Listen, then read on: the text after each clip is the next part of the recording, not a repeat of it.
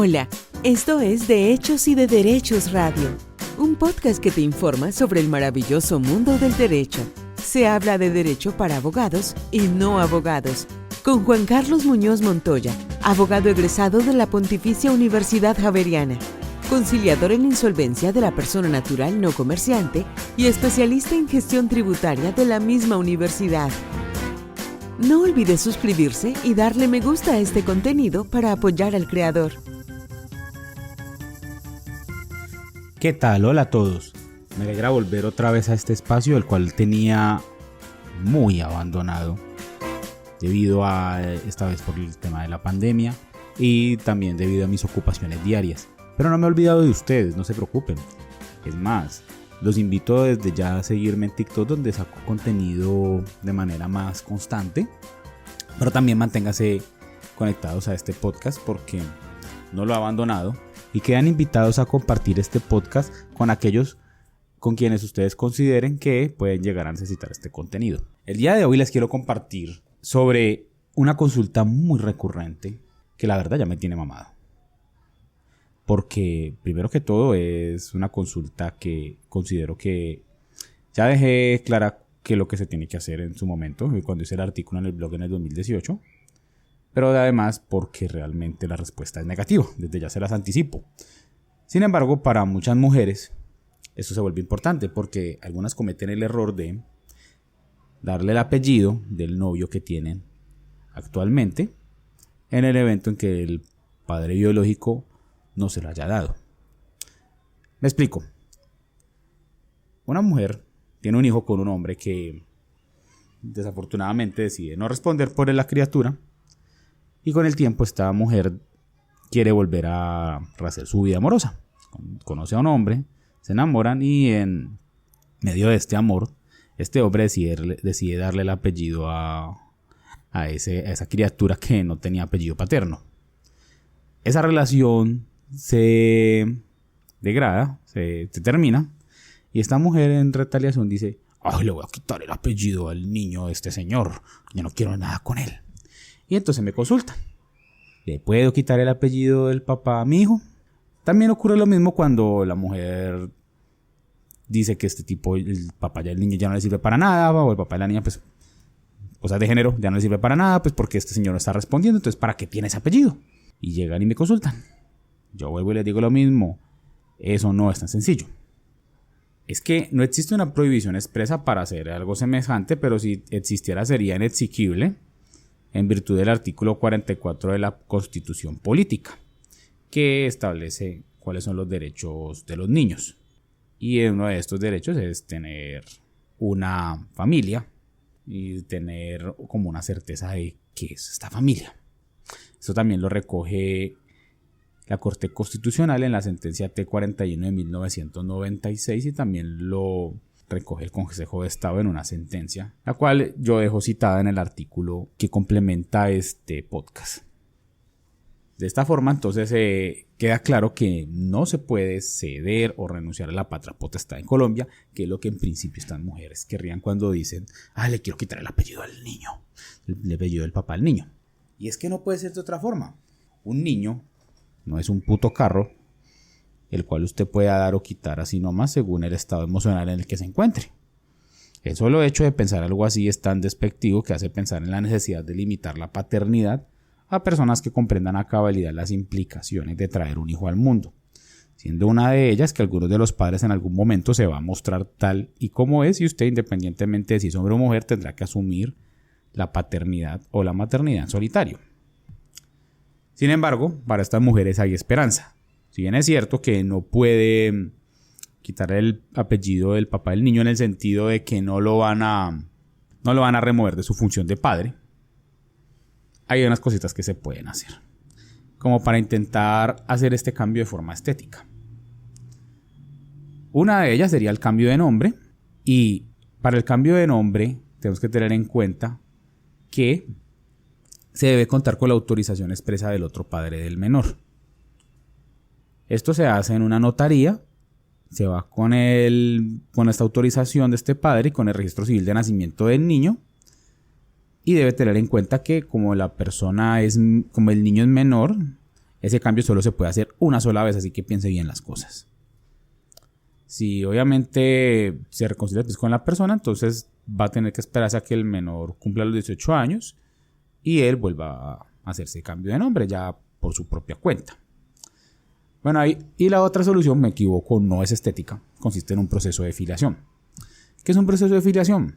Son procesos que encontramos en el artículo 386 del Código General del Proceso. Esto significa que son procesos verbales de naturaleza especial. Debemos aclarar que el nombre técnico del proceso es el de investigación e impugnación de la paternidad o la maternidad. Para adelantar este tipo de procesos, debemos de tener en cuenta que se debe realizar una prueba de ADN, que es definitiva para que el juez tome la decisión de decretar que un menor es o no hijo del demandado, que sería en este caso pues la persona a la que le quieren quitar el apellido.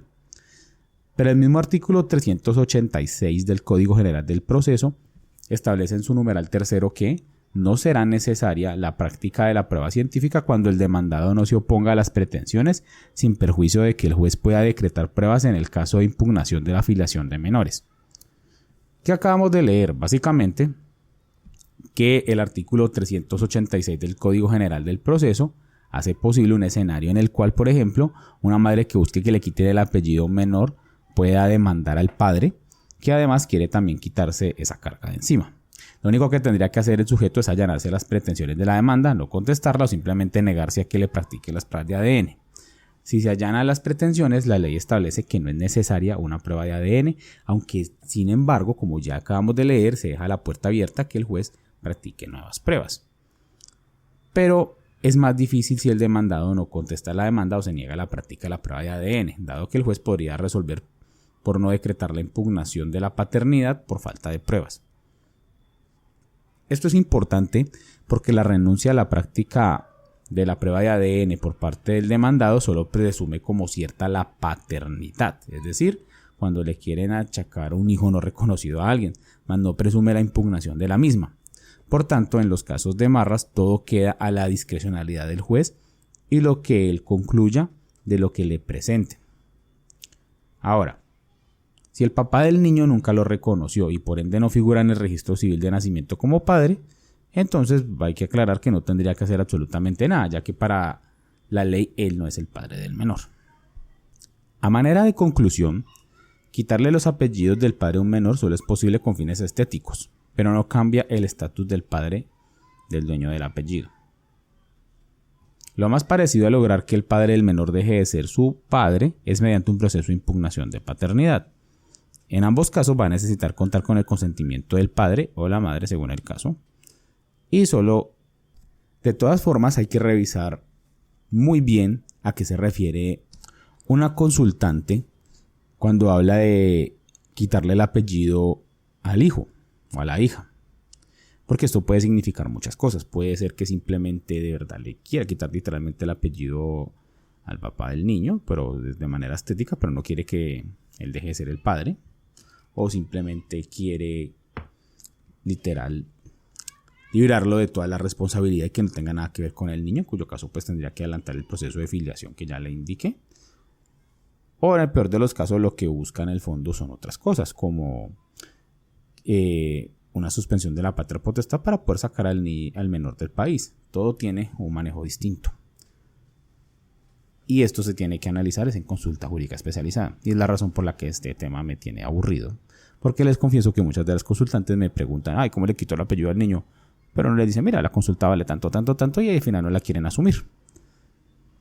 Así que, hombre, si no quieren asumir la consulta, pues lean el artículo que está abajo en la descripción.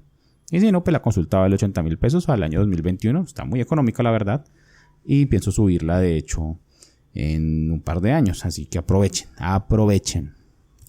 Y bueno, esto ha sido todo por hoy. Y les agradezco mucho que me hayan escuchado. Les agradezco mucho su paciencia si consideraron que me demoré mucho en sacar nuevo contenido para este canal de YouTube, el cual la verdad lamento tener abandonado, pero producir un podcast es un poquito complejo versus producir un video en TikTok. Entonces tengo que tener un poco más de tiempo disponible. Afortunadamente el paro judicial no me afectó mucho y tuve mucho trabajo. Pero también esto me me ha impedido sacar estos podcasts con la regularidad que tanto desearía. De todas formas, les agradezco mucho su apoyo a este proyecto. Espero que hayan disfrutado este podcast. Les quiero por favor invitar a que me sigan en mis otras redes sociales, Facebook, Twitter, Instagram, TikTok. Les cuento, volví otra vez a habilitar Twitter por el tema del paro nacional. Decidí hacerlo porque considero que había que pronunciarse sobre algunas cosas que estaban ocurriendo. Si alguien tiene ese canal, la verdad que me parece una cloaca, pues pueden seguirme en Twitter. Pero los invito más que todo a seguirme en Instagram, en mi Facebook y en mi TikTok, donde la verdad escribo sobre todo un poco, siempre se están actualizando constantemente. Y no olviden también estar pendientes de mi blog munosmontoya.com. Espero que hayan disfrutado este podcast. Me despido de ustedes dejándoles una feliz día, tarde o noche según la hora que me estén escuchando. Muchas gracias.